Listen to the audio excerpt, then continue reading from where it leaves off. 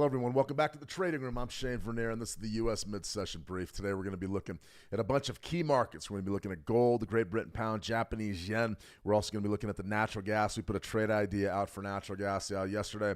Interesting price action. I think we may be testing 2025's low relatively soon. We're also going to cover the NQ, the E-mini Nasdaq Futures. I'm going to go ahead and cover that, maybe show a few intraday trade ideas there.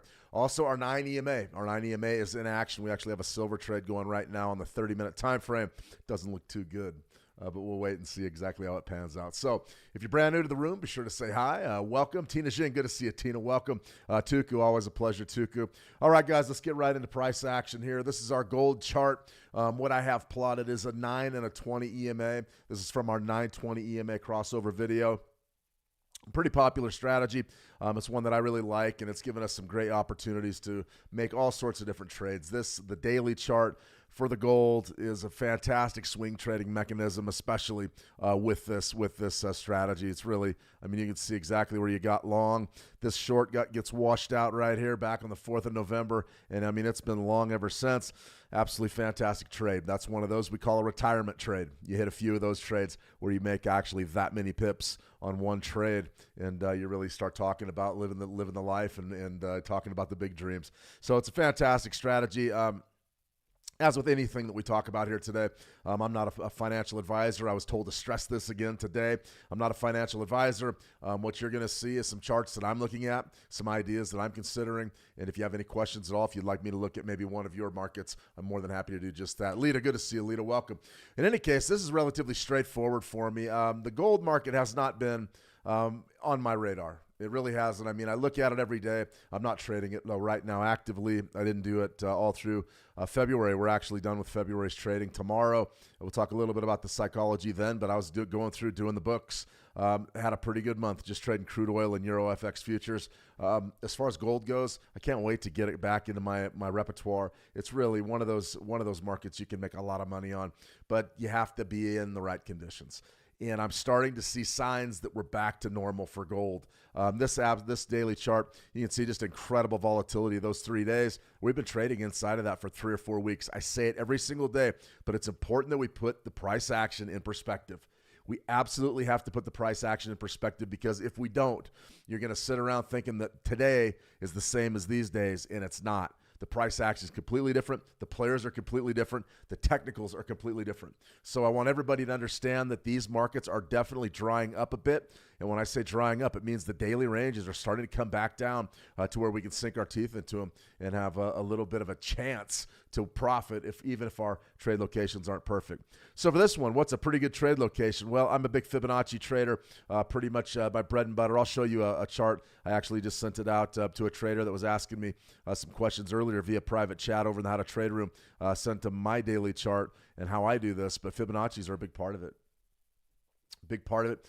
For sure. Let me see. Andrea Garwell. Good to see Andrea. Welcome. Euro USD and the Great Britain pound USD. Absolutely. I'll be sure to look at those here in just a second.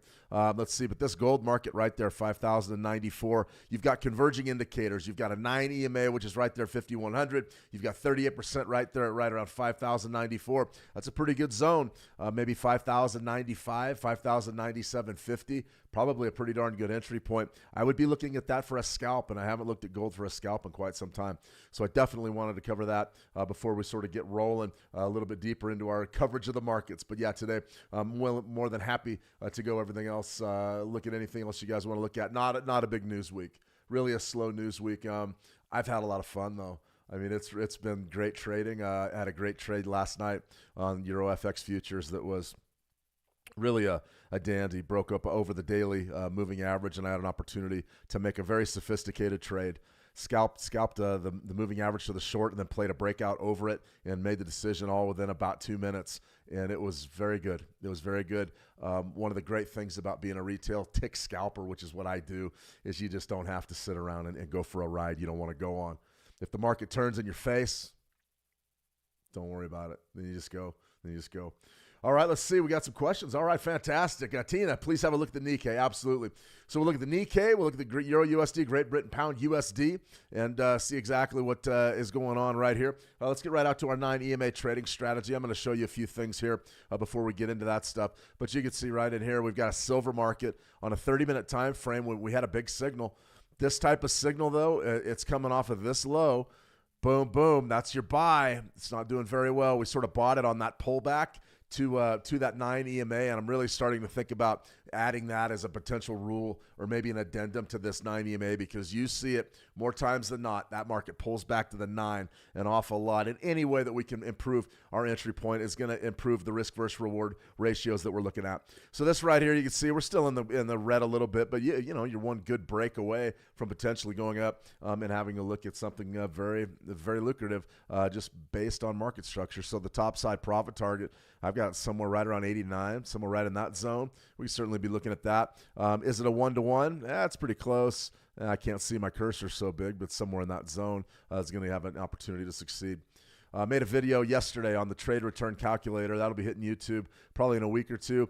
Pretty good way to figure out exactly what you need to be getting out of these trades to be long-term profitable. So remember, if you aren't familiar with the 9 EMA and you'd like to become acquainted, be sure to check out our page here. I dropped the link in the live chat, and I believe the folks on How to Trade have already seen it enough. But if you're brand new and you haven't seen it yet, go on over, enter your email address, and you get the strategy pack. You get the PDF, you get the videos, you get the whole Marianne, you get the EA, the custom EA that I built, and you guys can just knock yourselves out and have a lot of fun with that. Real quick, we'll cover the Euro USD, Great Britain Pound USD. That's a good place to begin, and then we'll get on over to the Nikkei. I love the Nikkei. The Nikkei is one of those markets that I'm jealous that I don't have CFD access like many of you international traders do.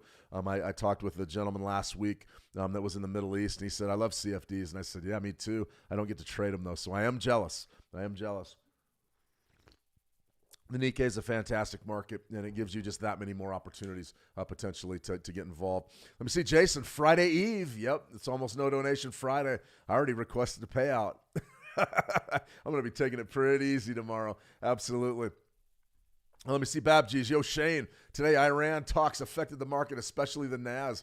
Well, I mean, we're going to look at the odds of what exactly is going to happen there, if we're going to go to war or not. Gordon Williams, hello. Hello, Gordon. Good to see you. 1906, MIS. I don't recognize the name. Hello, Shane. Please explain why you don't trade from the 50. By the way, I'm a Forex trader. Does that matter? Yeah, I'll be sure to cover that in a second. What's up with gold? We already covered gold. It's choppy. Pretty good entry, though, right there. We just showed you a minute ago. Yes, sir. Hey, good to see you. Yes, sir. Mountain FD, been sideways for 2 days. Oh, that's a fact. I mean, gold's finally settling down. I'll be trading it soon, probably in March, and I'll keep you posted. But I trade the futures contract, so that's good. Good evening, sir. Tata, good to see you. Good evening, good morning, good afternoon, wherever you may be. All right, guys, we've got a lot to get to. T. Marina, good to see you. T, welcome. Let's see, Eli, Great Britain Pound, Australian dollars, very interesting.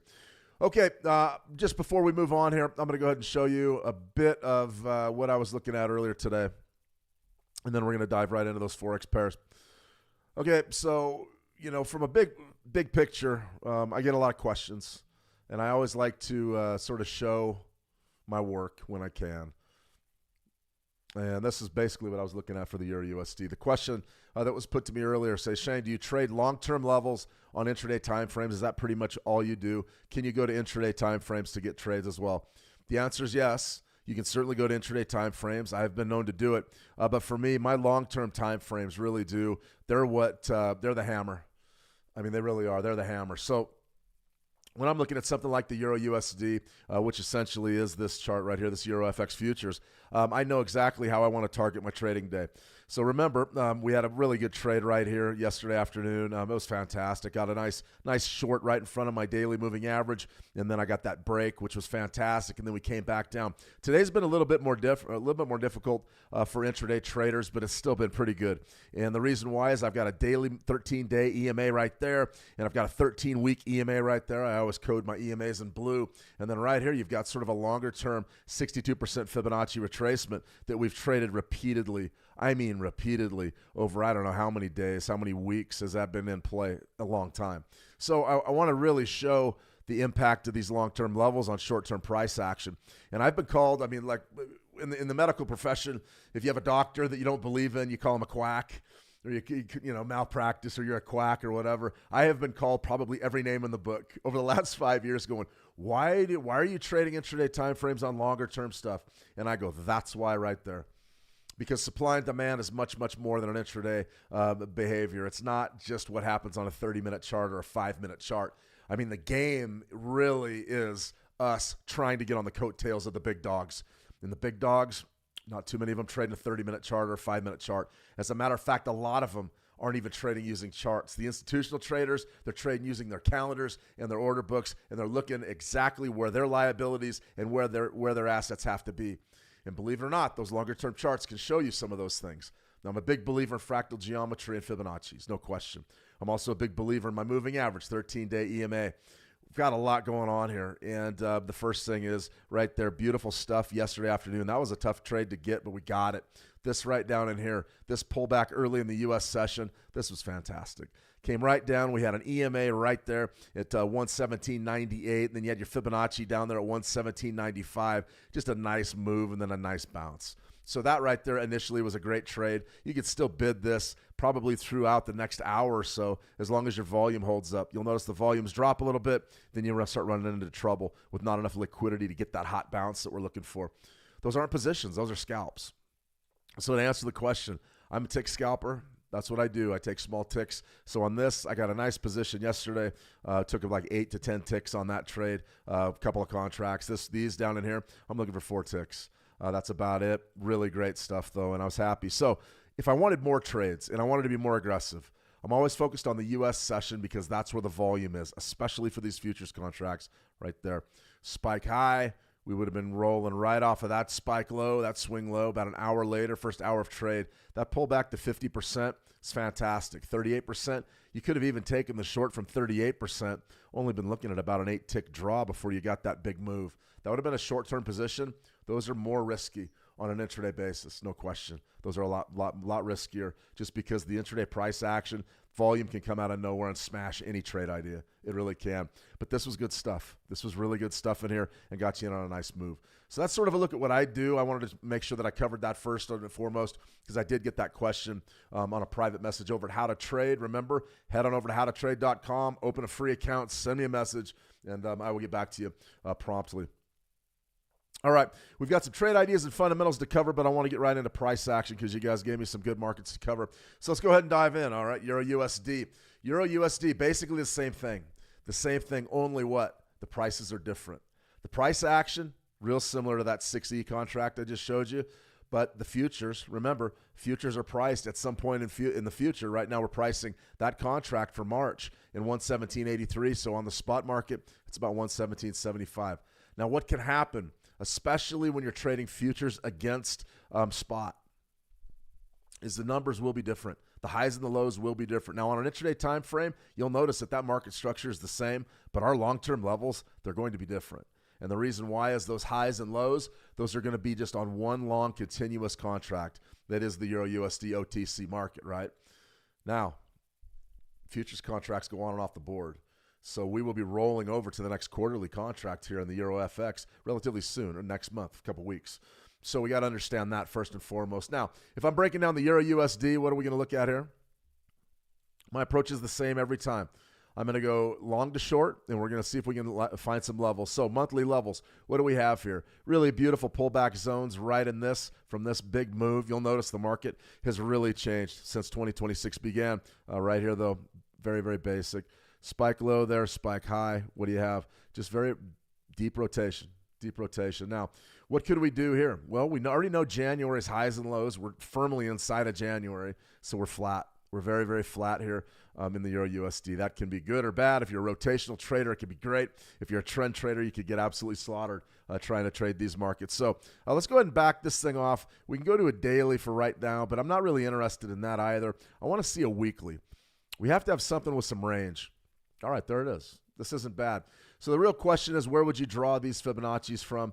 Spike low there, swing high. That's what I would be based on. You don't want to start doing this when the markets get really tight. Spike low, spike high, spike low. You don't want to do it. So what you want to do here is you want to just get a good look at a range that you can sink your teeth into. And, maybe that is what pretty much this year's range thus far. So right now you're trading right at 62%. Interesting zone at 117. Be careful there. Excuse me, 117.71. Be careful there. I don't know that it's the time to take that long just because it's been so tight this week. At some point, we're going to open up. Just probably not today, right? In any case, right here, 78% would be a much better election. That's what I would be looking for. I will get undoubtedly asked a lot. Shane, are you bullish or bearish? Don't care. Genuinely don't care. Euro USD long term, I'd say I'm probably bullish. But am I bullish or bearish right now? Don't care.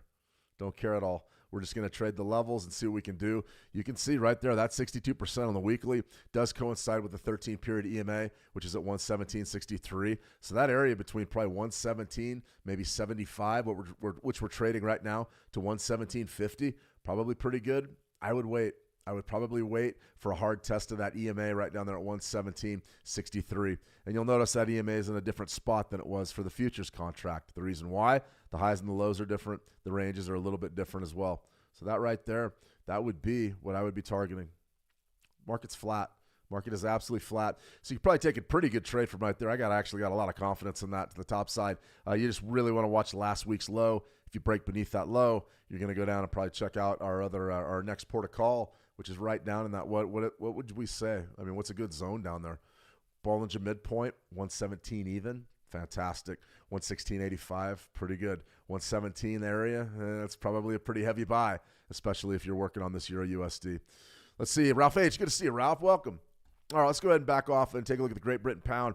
This one's a tougher one, a lot tougher. You can see we've got support and resistance identified everywhere. You're coming off a little bit here. And what the key thing to remember is this. When we get Fibonacci levels lining up on different time frames, it's pretty good stuff. It's pretty good stuff. So let's go ahead and reverse engineer this so I can show you sort of in real time what I'm thinking and what my process is. Very simple, though. Not hard. Spike low, spike high, 3-month range. Now we're starting to come off a little bit, but we're still firmly inside of January. Firmly inside of January. So what do you want to do here? You want to define exactly where a good support level could be and identify some areas that may be trouble. So this area right here is interesting. Broke beneath 38. That was pretty good. I'll show you that in a minute. Now we're at 50%. So I just got the question on the live chat. Let's see, Shane, why don't you trade 50%? Oh, 1906 Ms. I don't trade 50% for a couple of reasons. Number one, I've just been chopped up way too many times in the past. Way too many times being chopped at 50%. And what I mean is the market gets to 50% and then nothing happens. It just sort of goes sideways until it finally breaks out and beats me. That experience was largely from trading futures and commodity futures. WTI crude oil, gold. I have to say that 50% in the Forex, it's probably worth looking at. It's probably worth looking at. Now, I don't need it. I mean, I don't need it. I don't care at 50%. Like right here, you would look at that monthly chart and go, Shane, I mean, 134.36 is 50%. We've already traded way up. I mean, that's a banger. Why aren't we trading those? I leave that completely up to the audience, to anybody, to the traders out there that want to trade it. If you guys want to trade 50% retracements, go for it. I don't. I don't even have the 20-something. I memean, if you pull up your Fibonacci tool on whatever you're using, whether it's this or MT5, you mean take a look, 26.1 point or 2.618. I don't use anything. 0.236. I don't use that. I don't use that. This one, it's not even on my chart. It's not even on my radar. And on, probably would be doing this too if we weren't live streaming. But I got a lot of questions when I first started. Where's 50% at? And I go, I don't like 50%. And they said, why? So I spent more time explaining it than just putting it on the chart. I do it because it gets choppy. I don't do it. I don't need it. I don't sit around needing 50% to hit. What I'm saying is I don't want to trade that badly. There's so many trades out there that if it's a 50%, probably Euro USD should trade 50%. That works like a charm. I see that a lot. It worked today on those Fibonacci retracements intraday. Worked perfectly. This right here, Great Britain pound USD, probably worked just fine. Got you in, got you long, got you out. You can't beat that. But for this pair right here, though, I'm looking for the deeper move. I want to see the deeper commitment right down here to 62%, somewhere around 133.34, somewhere down in that zone. All right, let's back off to like a weekly. And what do we have here? Got a lot of good stuff here. So we've got our monthly Fibonacci's up there. I really like this. Spike low, spike high. That's a nice 2-week range where we saw just incredible participation. See the way that lines up? That's the essence of fractal geometry and fractals.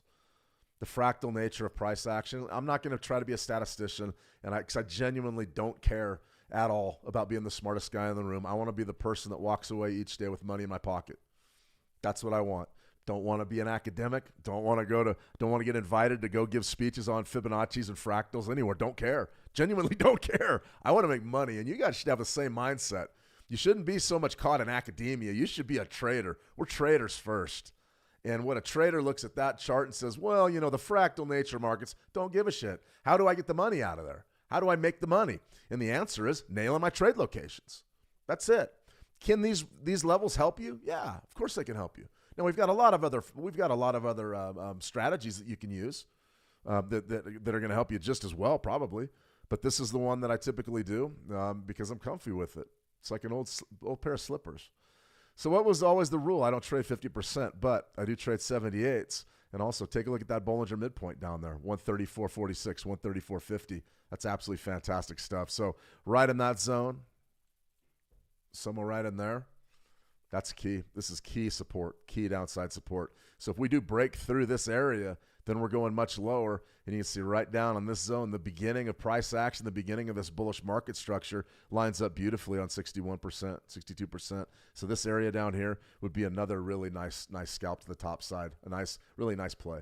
So I'm looking at that closely. I'm interested, though. I'm interested in this. One last thing that I will point out. When you see really a hard strike, and that is a hard strike at that long-term 50% level, and that thing bounced up, that is a beautiful trade. Don't ever let me scare you off of those trades. If you're comfy with 50 and you like 50, go for it. You don't need to hear me sit there and rail on about 50%. You like it, trade it. However, last week's low, keep a close eye on it. Last week's low is right down there at 134.34. Now that's pretty much the low for February as well. We're going to be turning the clock over to March, turn the calendar over to March on Monday. That's going to be the first trading day of the month, so we need to be very careful that we don't get caught up in a washout. I'd probably be holding my water at this point, but if you wanted to take another scalp maybe this week from this zone, I wouldn't have much of a problem with it. All right, Nikkei. Let's have a look. We had a question on the Nikkei.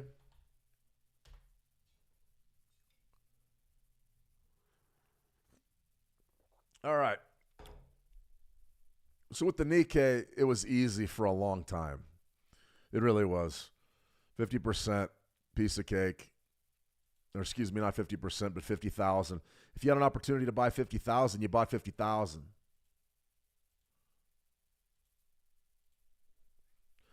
It was easy. There was your move. You came back. You bought 50. You bought 50. Sold off a little bit. Came back. Ended up finally getting our hammer formation. Right there's our hammer right there. No question about that. That's not a hammer. Not really. I mean, it's a decent one. I would say that's probably a hammer. But then you finally got the hammer right there. Nice long lower wick, and then you close right up towards the top of that candle, and there's your hammer, and you're off to the races. It was easy back then. I just said, 50,000's huge. Keep a close eye on that. This, not so easy. Things are different now. Things are different because we have a different key level to work with, 60. Now, is 60,000 as big of a deal as 50? I don't think so. This is a weekly chart. We traded 50,000. What do we go to? 1, 2, 3, 4, 5, 6, 7, 8, 9, 8 straight weeks, 9 straight weeks. That's 2 months. A 60-year trading year. You hung out at 50,000, right? Well, now you broke. Now we finally broke, and now we're headed north, right? So there's your big move right up to 62.5. Probably washed out a lot of the scalps from beneath 60, and now we pulled back a little bit. So there's a couple of ways to look at it. Right there, your spike low. And then let's see, go right there to your spike high. It's going to be an interesting pullback zone right around 62%. That probably wouldn't be a bad entry if we get a shot at it. You're probably not going to get it this week, but maybe next week, 55.8, or 55.9, somewhere down in there. It's not bad. That really isn't a bad trade. Can we do anything to get more current? I'd say, yeah, let's go down to a daily and see what the trades look like for the last couple of weeks. Okay, key level. Clearly 60,000 is a big deal. You can see we washed everybody out, and then we reversed right down. That's 1 day of action. All right, let's see. Hope I got a call coming in. I can't take that. We're live.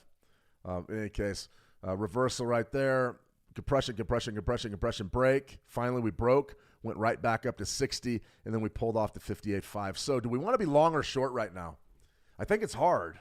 I really think it's hard because if you're short, I understand why you're short. 60,000's played huge. You could put a stop loss above 60 and then just play this retracement back down to maybe this value area right in here, this compression zone right here. You could do that.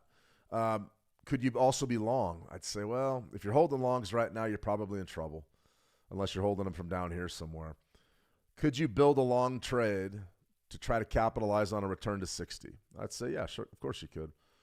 There's your Fibonacci's, 62%, 57, somewhere down in there. Would be a pretty good long. That's a better one. 78% down there at about 57, 250. And you've also got that 13-week EMA right down in that zone. Pretty good stuff. So I like that. I'm really I'm interested in that Nikkei. I'll be watching that one. Thank you for asking. I haven't covered the Nikkei in so long that I almost forgot how to price it. Almost, right? Interesting stuff. All right, let's see. Hope that helps. Ralph H., good to see you. Ralph, welcome. All right, let's see. I've covered most of these questions. Let's see. Babgees. Yo, Shane, today Iran talks affected the market, especially the Nas. Yeah, I'm going to go ahead and show you the probabilities of us striking Iran here in what timetables we're looking at. Most of us believe it's going to be a foregone conclusion that there is a strike in some capacity. But there's a lot going on in Cuba and Mexico as well. We had a big international incident in Cuba during the overnight, and it just seems to me like I guess you'd call Cuba maybe part of Latin America, not really though, but it just seems to me like everybody just south of the United States, it's absolute chaos. Now, I've never been to Cuba. I actually heard good things, but I also heard that it's an incredibly challenging environment to live just because of the governmental overreach. I don't know, but we do know we had an incident there, and you don't see very many incidents in Cuba. You just saw one. So let's see here. What's up with gold? Yeah, we already got that one. Let's see. Great Britain pound, Australian dollar. Yeah, Eli, I'll look at that one as well. Andy Tong, good to see Andy. Welcome. Let me see. Adesano, hello from Nigeria. Hello. Let me see. Team Marina. So, Shane, a week or so ago, you said, you said you'd show us your P&L for the week. My P&L for the week. Interesting. My P&L for the week. It's a good question, T. All right, let's see what I can do here. See if I can show this without showing my account number, if we can do that. Now, here's the deal. This is one of my accounts, one of them. I have several. This is one that I sort of was doing some high-impact tick scalping, and I wanted to make sure that I was dialed in correctly for what I needed to do, what I needed to get done. All right, let's go to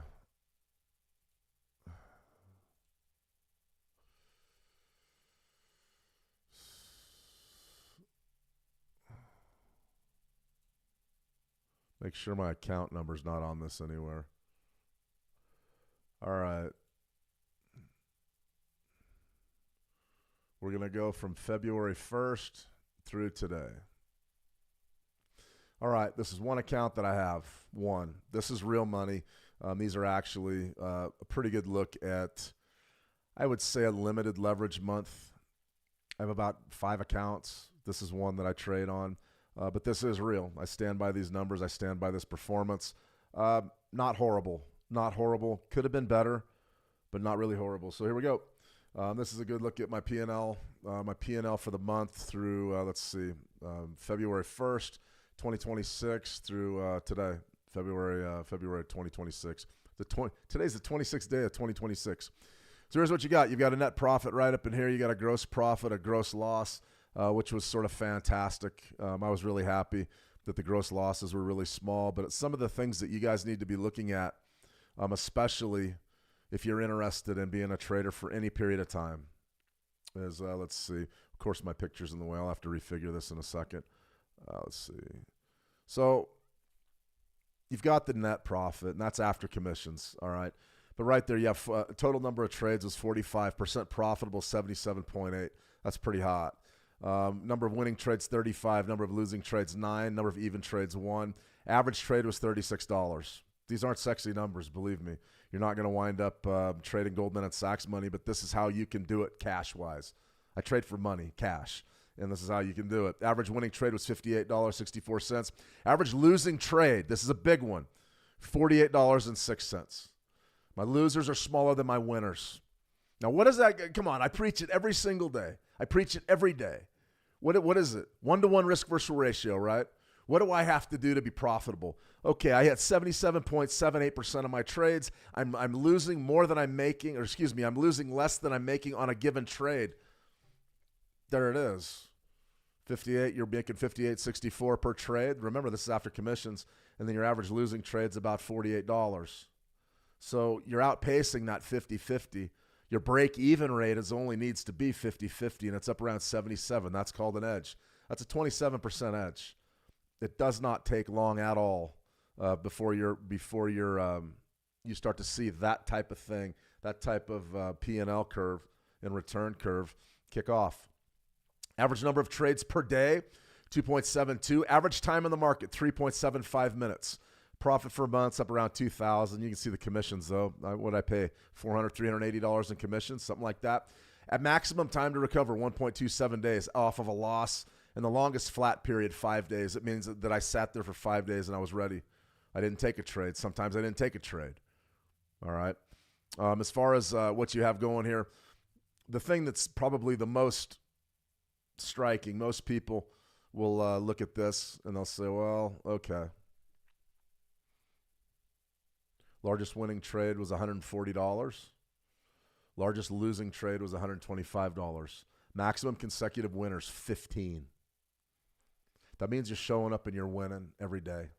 That's the idea. Make money every day. Maximum consecutive losers, 4. Didn't feel real good about losing 4 in a row. So essentially that's what you're looking at for my performance. I don't know if that helps you, Team Marina, but you can see that this is actually pretty good. Let's go through I don't know. We could look at the analysis if you want. Stuff like this. Cumulative net profit curve, things like that. Let's go to there's just so many things you can look at here. Net profit, you can see. I mean, you're going profit every day. Profitable, make money every day. A lot of people don't believe it can be done. There's your proof. So that's a good look at my monthly performance.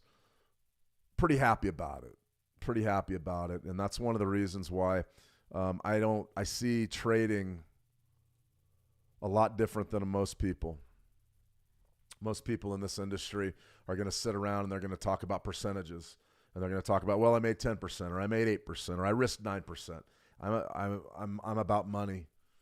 That P&L right there was done with a modest account. We weren't taking huge trades. You saw the numbers. That's tick scalping. That's what grinding is. And I would much rather see the traders in this room be grinders and make money every day, as opposed to sitting around and trying to be a Bitcoin hero or an XRP hero and go, I'm going to make $1 million on this trade. You don't have to do that. Believe me, I am not calling markets right. I'm sitting there, I'm saying, I know what's going to happen when I get in the market and what I'm going to do and when I'm going to pull the plug. Now, you can look at returns like that, and you could easily say, Shane, you trade like a pit trader. Yep, that's who taught me, and they taught me that there's a lot of power in small ticks. One of the videos that pretty much nobody's watched, a few of you have and a few of you like it, is a tick scalping video. It's fantastic. Shows you exactly how to grab some, put it in your pocket. Grab some, put it in your pocket. So something. Let me see. T Marina, a bit hard to see. Yeah, sorry about that. That's about all I have for text-wise. Let's see. Can you zoom in on it a tad? I'm sorry, it didn't come out very well. 35 trades for some of us are daily trades. No wonder why profitability is a problem. Let me see. T Marina, what's your win rate and equity curve on that account? I think I showed you. My win rate was 77.8%. 15 consecutive winners, 4 consecutive losers was the worst. And then the curve, I showed you the curve at the end. $2,000 a month. Well, if the size of the account is small. I mean, it's all about just being able to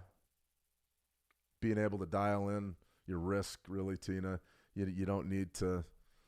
Guys don't need to have $100,000 accounts. Let's put it that way. That right there was done with about a $5,000 account, and that's the idea, is to never get into trouble. cut your losers off, come back and trade tomorrow. Let me see. Ralph H., probably the most important metric, make more than you lose per trade, 100%. Make more than you lose. Make more when you lose. No profit share with those proper firms. No, there is no profit share. Maybe I'll see if I can, Team Marina, if you couldn't see the actual stats, maybe I'll blow it up and put it on a slide. That's for sure. Yeah, maybe I'll do it tomorrow. Tomorrow will be the last trading day of the month. But that's a good question. I always get called out for not showing any of my stats. There they are. Maybe I'll put them on X later. I don't know. I don't like getting hung up in the money, the dollar amounts, though, because what happens inevitably is there's always, well, you don't make very much, or, wow, how'd you do that? And I don't want anybody thinking that. Those two thoughts will just knock you out quick. Well, I'm not making enough. I got to ramp up my leverage. It's happened to me before. But if you're disciplined, I mean, I'm doing that trading 1 and 2 lots. It's relatively simple just to kick it up to 10 lots. It's not hard. Mentally, you got to be able to handle it. But that's one account. So I always recommend having several accounts with several different brokers. I always find that to be a big deal. But yeah, probably go back and rewatch it. Maybe blow it up. I can see if you were watching that on a phone or maybe a small screen. I forget my screens are huge. So I get a lot here. All right, guys, we got a lot more to cover here, but we did take a bit of time and show the P&L stuff. Let's get back on over to our 9 EMA trade. Right there you go. You're up about 1,500. You're starting to see this trade really start to bear a little bit of fruit on that silver trade. U.S. Tech 1 hour. Interesting. Very interesting type of a potential trade here in the next hour and a half or so, especially with this 9 EMA. What we've got developing potentially is a buyback. So if you do get the buyback area right up in there, got to get that crossover. Could be good. Remember, we have about 7 bars that we have to work with, so we're still in oversold territory here on the RSI. So 1, 2, 3, 4, 5, 6. You're probably going to need that to cross over relatively soon or you won't get a trade. So maybe something to think about there. 15, though, the 15-minute, you might be able to get a real sweet trade there on the 15-minute chart as we roll towards today's close. Good stuff, though, on the U.S. Tech. I'm very happy with the setup. I think that this could be a very good setup going into late in the day. Now, as far as, what are you doing with the NQ during the day, during today's session? This is relatively straightforward. You can see the volume comes into the market big, opening bell, ding, ding, right? If you wanted to work your Fibonacci's from right up in here, you could. That would be sort of the top of the bearish price action, something like that. Come right off of there, 38% is great.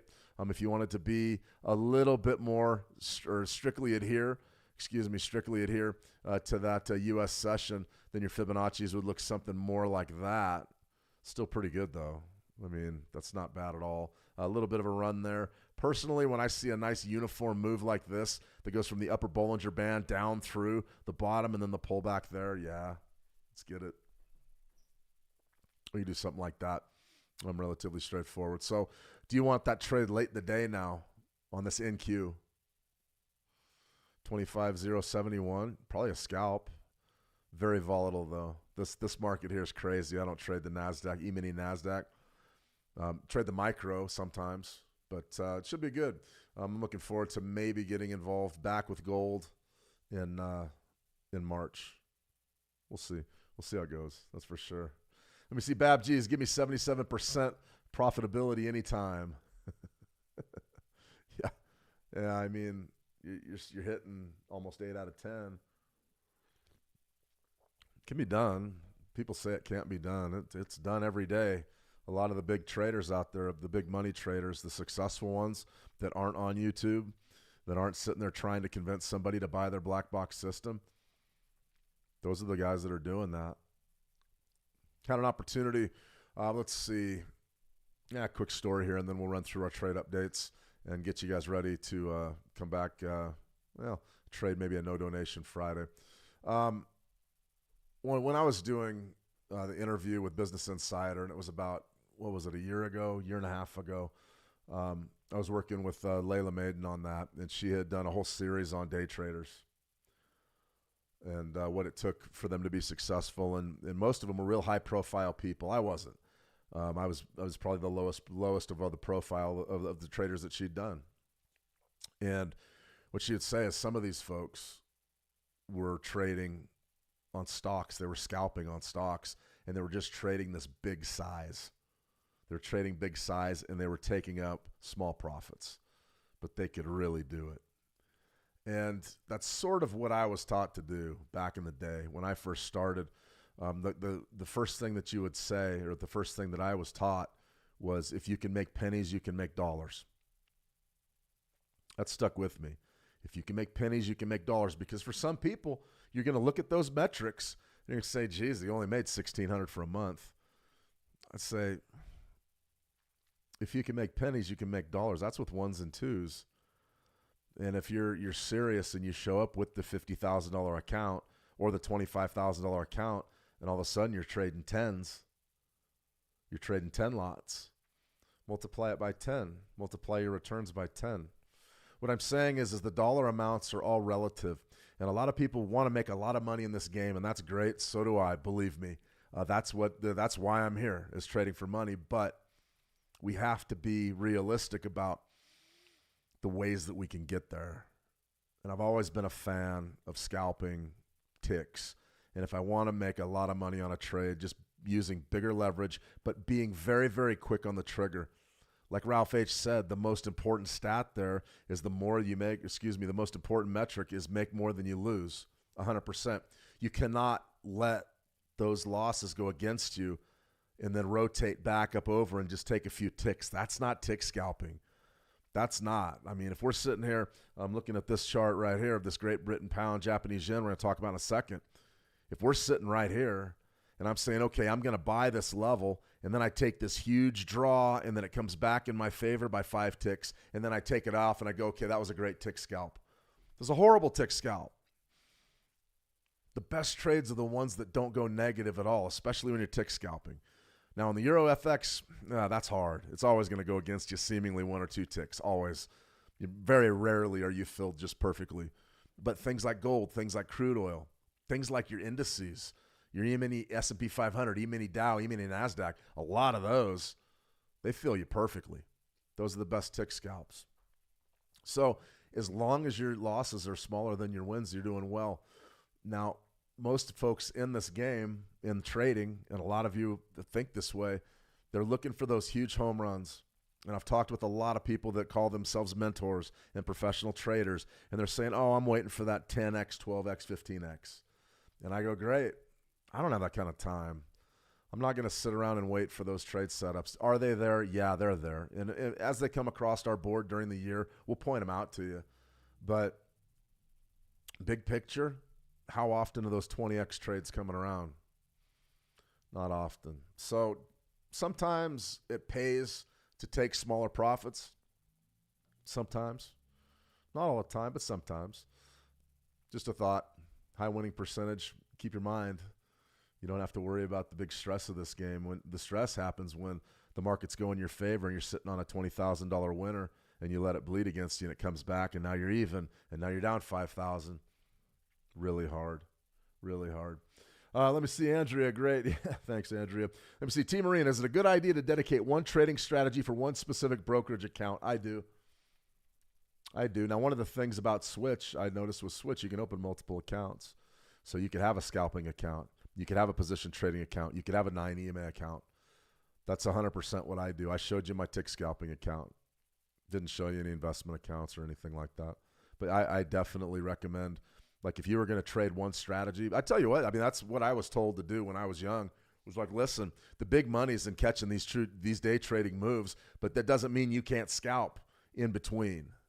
And so what we would do is we'd have different accounts. You'd have a day trading account where I may be holding shorts, trying to get that big move, maybe that 3 or 4x. And then I'm scalping to the long against the move in a separate account. So 100% T. Marina.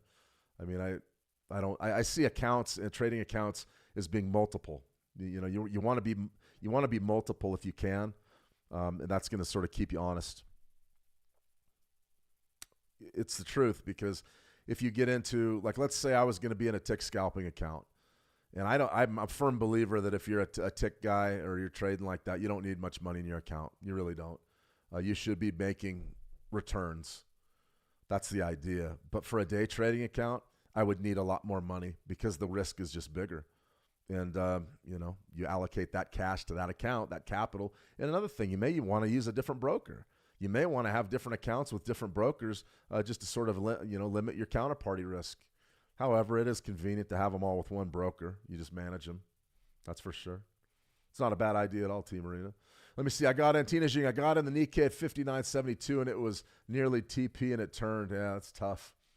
That's one of the reasons I take the profits so fast. Let me see. Great Britain pound, Australian dollars, interesting 10x. Yeah, Eli, I forgot about that one. Let's go and look at it. Let me see. Babgees, I've learned the hard way that tick scalping is more powerful over time than trying to time big swing trades, at least for me. Yeah, and listen, there's no right answers. Everybody here can make money in a million different ways. There's no right answers. You just try to be on the right side of things. And that's not, that's sort of what you look to do there. That's for sure. Lebo, is it better to get small, consistent profits or once in a while a large profit? It depends. It depends on your personality,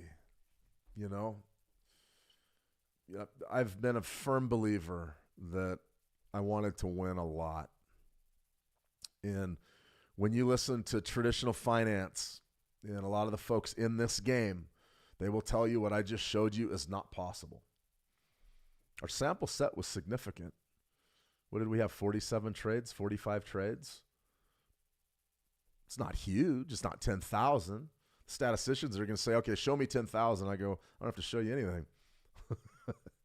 What I'm saying is this. I knew immediately that I wanted to be a higher probability trader. And I knew that trying to get 14 or 15 or 20 X's wasn't the way to get that done. Now, because I got to be around somebody that did this for a living at a very high level that taught me how to do it, I knew it was possible. I remember my Uncle Gary, who was my mentor that taught me pretty much not everything I know about it. I've taken the Fibonacci's to the next level, but he taught me market profile and all those things. And I watched him win, 15 trades in a row like it was nothing. And I watched him do it in a week. I sat there and I go, how can you win that many trades in a row? And when I say win, it doesn't mean that you're not taking big draws. Your trade locations are dialed in. The markets are cooperating. You've lined up your risk versus reward for every trade, and they're working out for you. And I sat there and I watched, and I said, man, 15, how the heck could you do that? But I knew immediately it could be done, and I wanted to do it. Now, nobody really believes that, and that's okay. I think the conventional state of this industry is that everything has to be a big move. You got to get a big move. You got to get a big move. For instance, Great Britain pound, Australian dollar. Here you go, Eli. You got big time dumps here, back-to-back months. This is fascinating because we're going to roll into March trending. This is a trend. Typically, I would wait until the market's outside of my Bollinger Bands to say that it's trending, but it's trending. You're coming off in a big, big way. What exactly could we be looking to do from a trade perspective? Well, I mean, when I see moves this big, I usually like to step back time frames, and it's really hard because you end up going to yearly charts, and people don't really, you don't really care, and that's fine. But you do need to know what exactly we're dealing with here. Okay, so 50%'s there. That's fascinating to me. 181. It's way down the queue, but, a few more bad months, you may get down there. That's a huge demand zone, maybe where we're going. So 181, I would have that on my radar somewhere in the back of my mind. It's probably not going to come into play right now. So right here, relatively straightforward. I mean, you've got a downtrend that's broken out on the weekly. You're looking to sell retracements any way you can really get it. So I would go to my daily, something like that. Maybe a pullback. I mean, it's so hard because the market's not pulling back. It's not pulling back at all. Let's sort of reverse engineer this move. Spike high, spike low right there. Would have been right 38, 50%. Maybe we should start trading 50%. Then we come off from there. So for me right here, I mean, this would probably be all about getting down to about maybe a 4-hour chart. And if we could get a pullback, right there is where you'd start your Fibonacci. But if we could get a pullback into this range, maybe get to sell, 190s, something like that after we get a little bottom in. Yeah, it's not bad. But I would definitely want to be short as opposed to trying to be long here. There's folks that are trying to be long. Look, they tried to guess at 190. They tried to guess that that was the bottom and get the big pop. So something to think about there. That's for sure. Tina Xing, I like it in and out fairly quick too. All right, fantastic. Take the money. Get what you're going to get front and center. Everything is subjective, 100%, Eli. It's all about what you're comfortable with doing. And I mean that. I mean, you just got to be comfortable. That's the name of the game. That's for sure. All right, everybody, let's go ahead and have a look at a few of these trade updates, these trade ideas. Great Britain, Pound, Japanese Yen. I put this one out a little bit earlier today. Interesting zone that's coming up about 208.31, something like that. 208.31, February's low is going to be on my radar as we start March. That low down there, 207 and a quarter-ish, 207.23. That we could get some bearish extension there, but we're not there yet. So we put the trade idea in from this level. I like that as being potential downside support early in March. And it's about 200 pips away. We might have an opportunity to get there sooner rather than later. We just got to stay tuned. And then right here, let's see 2025's lows up next. For natural gas, this one was one that we definitely wanted to cover as well. You can see it had just a horrible week, off about 6.75%, and now we're sort of trading down to 2025's low. I think this one could come into play relatively soon. We're watching our news cycle, that's for sure. As far as our big time week 9 economic calendar, there really was nothing this week. It was very, very slow news week, except for the State of the Union, which really didn't shock the markets very much at all. Thursday today was jobless claims, and tomorrow's no donation Friday. There is nothing on the calendar for tomorrow. You can see right here, initial jobless claims came in a little bit better than expected at 212,000, beneath expectations at 217, but above the previous release. Continuing jobless claims, 1833, somewhere in that zone. So you're coming down just a little bit on your continuing. Don't get wrapped up in that. It's all about initial. We want to know if somebody's getting into that unemployment line or if they're coming out of it. Right now, there's a lot of folks in it. It's coming down a little bit. But the big one is the initial jobless claims. A little bit better than expected, but still formidable with regards to long-term trends. I'll show you that in a minute. Natural gas storage came in at negative 52 billion cubic feet. Interesting, not as bad as last week, but a little bit more than expected. So consumption's up a bit. We'll be watching that as we get into the spring. But that, to me, moves the markets in the short run. I wouldn't worry too much about that just yet. 4-week T-bills and 8-week T-bills, those came in really pretty much on schedule as expected. The big event that we covered was your initial jobless claims. That sort of was the story of the day. You'll see that you're still very low. You're still very low with respect to where we've been the last 3 years. So, you get in and you look and you say, okay, what levels are we at? Well, you're still pretty low. You're beneath the 2 or 3 year average at least. So is the jobs market good or bad? We're going to find out more next week at NFP. A couple of news stories we need to cover. Cuba, this was a big event. Florida boat carried Cubans intent on infiltration. There was 4 killed. This is interesting here. Russia says Cuba situation is escalating after deadly incident with U.S. tagged speedboats. So this is being seen as sort of an act of aggression from the United States. I don't know. I have no idea what happened here. I can tell you that this is an incident we haven't seen in a while.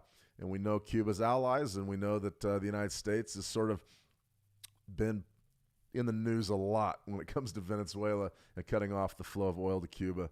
The United States has put a lot of pressure on Cuba. There's no question about it, and this is interesting. So we're going to keep our eye on that situation. Mexico, you can see that the violence has died down the last day or so, but I mean it is absolutely no way anybody should go to Mexico. Former FBI agent. There's been travel bans, pretty much folks that are getting ready to go on spring break, and it's just too bad. All the spring break plans are getting canceled, so a lot of folks aren't going to be going on their trips. I used to go to Mexico almost every year. It was a lot of fun down there. We'll see if the situation improves. I'd love to go back. Cabo, Cancun. Geez, where else? Was it Ixtapa, Acapulco, Manzanillo, Puerto Vallarta? I've been to all of them. Really, Cabo was fun. Cabo San Lucas was fun. It's a shame to see that happen. It was a really beautiful place, too. Nice people, great people. It's just a real challenge right now in Mexico. All right, so here's our polling market. We're going to take a look at our betting markets on exactly when a strike could happen with regards to Iran. February 26th, no, that's today, 1%, 6%, 12%. You can see they start to go up as we get further out. So what are we pricing? We're pricing a significant opportunity or a significant chance of a U.S. strike by the end of March. You start to get out here about 2 weeks, turns into about a 40% buy. So it looks to me, and then by June 30th, you're going to see 67%. But realistically, we're looking at a strike in March more than likely, according to these betting odds.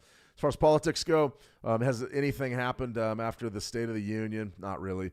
Democrats are still expected to sweep in the 2026 midterms. We'll be watching this more and more as the year goes on. But right now, the sweep means they're going to be taking a Democratic House and a Republican Senate, a Democratic House and Senate. I don't really know. We're going to have to sit down and really study what these mean and figure out what could possibly sway those probabilities and have the biggest impact on the markets.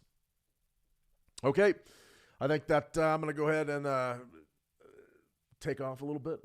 I got stuff to do. We got to make some videos, so I'll be shooting some videos today. Also got to do a few other things with the end of month bookkeeping, but I'll see if those graphics didn't come out very well. Maybe I'll put some graphics together.